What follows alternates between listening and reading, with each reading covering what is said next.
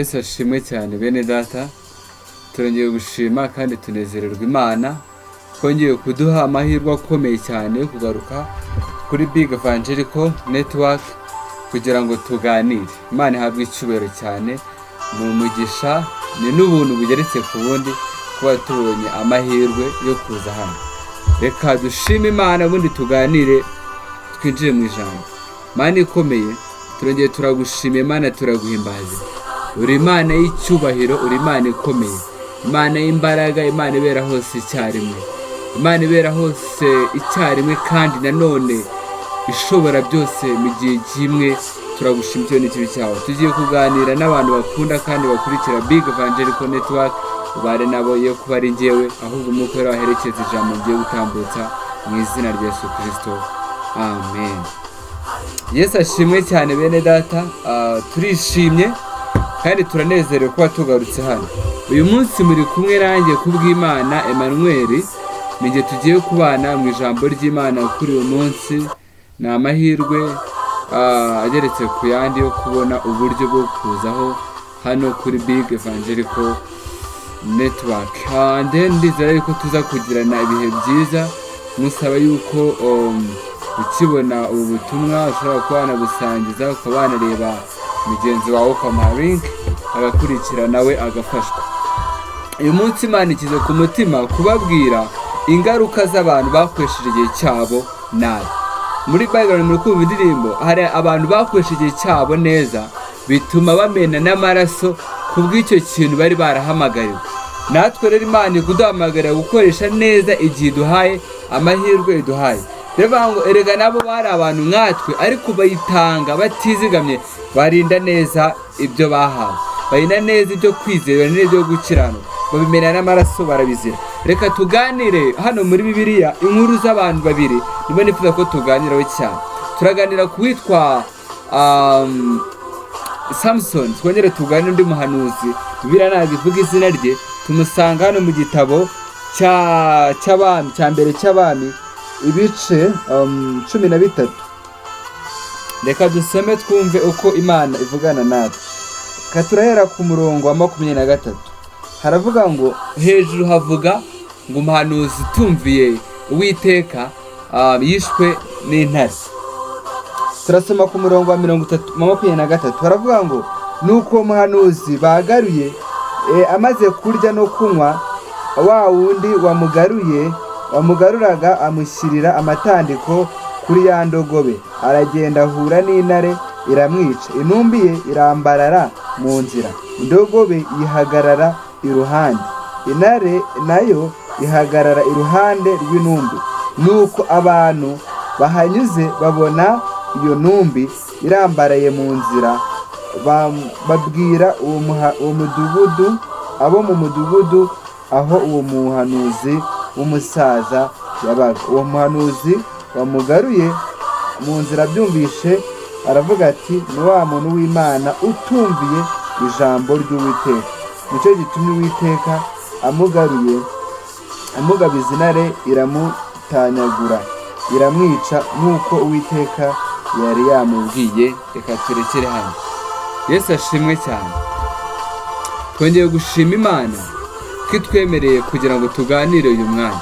Big Evangelical Network muri uyu munsi turi kuganiriza abantu kuri topic vango kugira umumaro mu gihe turimo.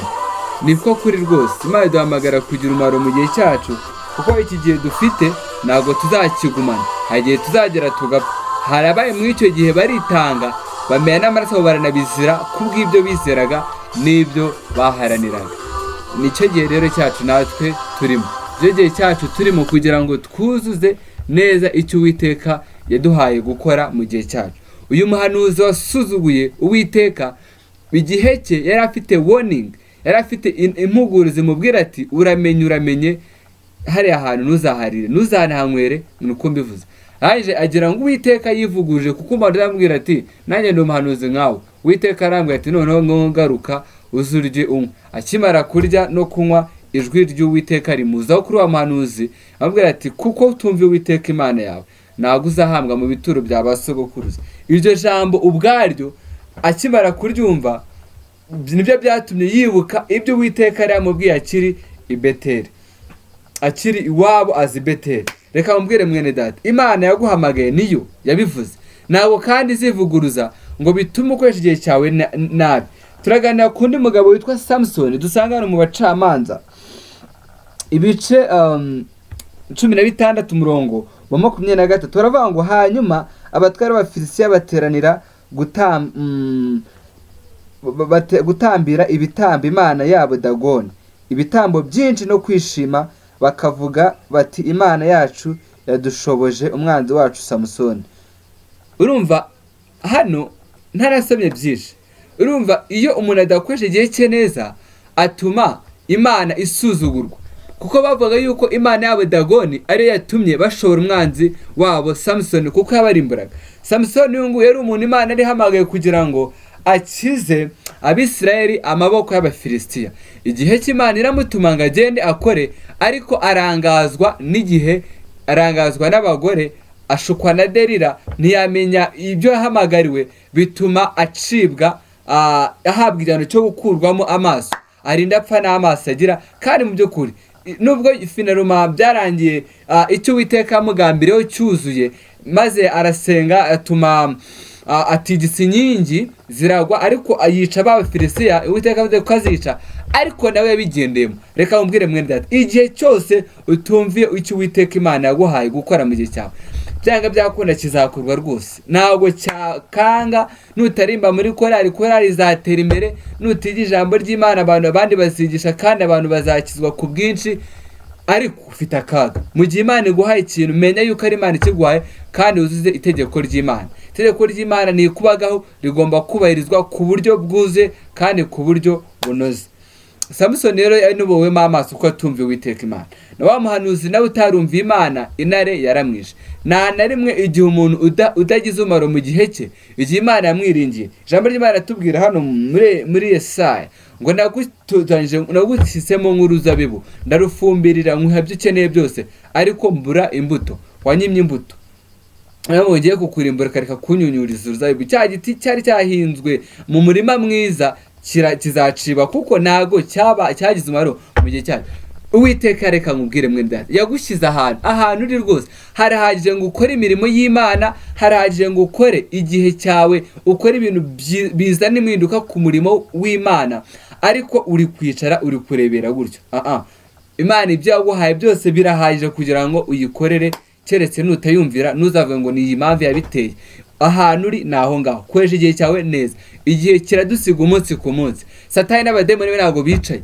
Reka mbabwire, hari igihe kimwe uhura n'ibigeragezo ukavuga ati koko se ni Imana yamagaye? Oya, ni Imana yaguhamagaye, ahubwo kuko Imana itizera umutima w'umuntu, niyo mpamvu buri munsi uhura n'ibigeragezo, kugira ngo bigupime, kugira ngo bigushyire ku munzani, Imana irebe koko neza yuko ufite ubushobozi bwo kuzakora cya kindi yaguteguriye mu nyuma zawe.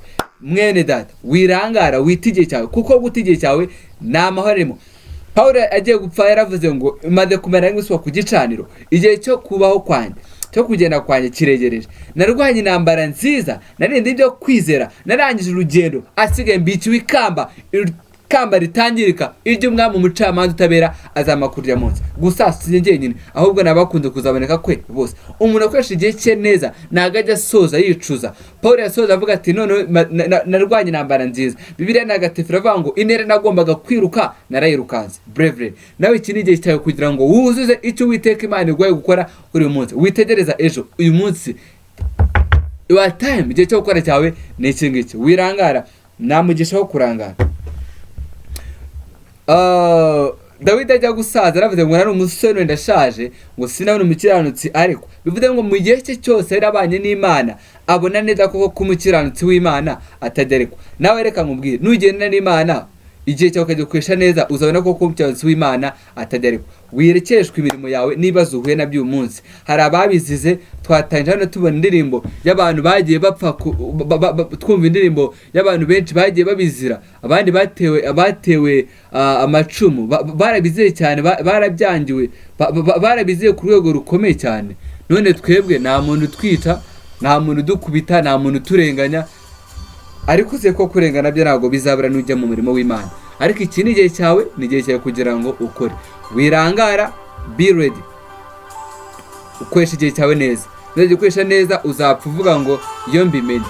Wicuza, kandi kwicuza ni ibintu bibi cyane, no kwicuza ibintu bitagaruka. Kuba ukoresha igihe cyawe nabi mu gihe Imana yaguhaye amafaranga, Imana yaguhaye no kugira ngo uyikorere, ubwenge Imana iguhe kugira ngo utekereze umurimo wayo. Igihe cyose ufite ijwi Imana iguhe ngo uririmbe, kubuhumeka no kugira ngo uvuge Imana. Ibyo ukora byose, ibyo ufite byose uyu munsi, firstly bihuze no kubaha Imana no guhesha izina ry'Imana icyubahiro.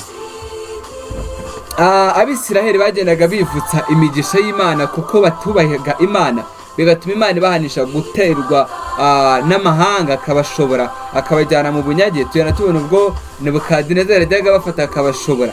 Igihe babaga bari mu mwanya mwiza wo gukorera neza Imana uko bikwiriye, nta hanga na rimwe ryabashoboraga. Mu gihe rero nawe uri ready kandi witeguye gukorana n'Imana, uhagaze ku rufatiro, nta mwanzi uzagushobora, nta murozi uzagushobora, ko kukurwanya ni ukurwanya umugambi w'Imana. Ariko iyo mu gihe uvuye mu mugambi w'Imana gatoya, Imana ibona utacyungukira, abandi bakagushobora, nta protection nimwe, nta kigukingira uba ugifite. Mwene data, koresha igihe cyawe neza. Igihe ufite gikoreshe neza, cyubahishiriza Imana, kizaniremo gikoreshe, uzana abantu kuri Kristo. Mu gihe cyawe, mu gihe ugihumeka, abantu bamenye Imana, abantu bagira ububyutse, revive ize, abantu bamenye Imana. Mu gihe cyawe ugihumeka, Imana ntizavugwe nabi. Ugihumeka ntihazagire ubusambanyi ntibuzatera imbere. Ugihumeka ntihazagire pornography zitera imbere. Ugihumeka ntihazagire uburara n'ubusinzi bifata intera. kandi ugihumeka bizabe utarapfuye, warapfuye. Ariko no mu gihe ugihumeka, sigaho procedure, sigaho structure na system, ku buryo mu gihe uzaba utakiriho, abantu bazakomeza bakorera Imana bitewe n'ibyo wakoze, bizagirira umumaro n'abazaza.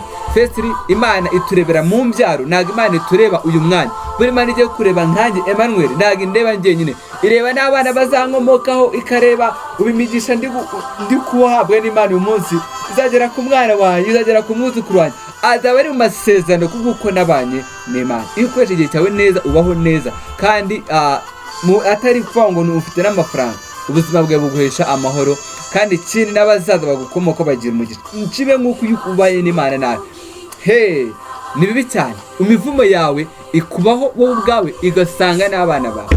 Mwene data, koresha igihe cyawe neza.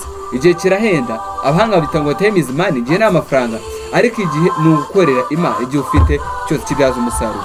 Uwiteka Imana iguhe umugisha, ukomeze uhanga amaso gakondo twasezeranyije. Igihugu Uwiteka Imana yatubikiye kizagibwamo n'abera bakoresha igihe cyabo neza, barinze ukwera no gukiranuka kwabo.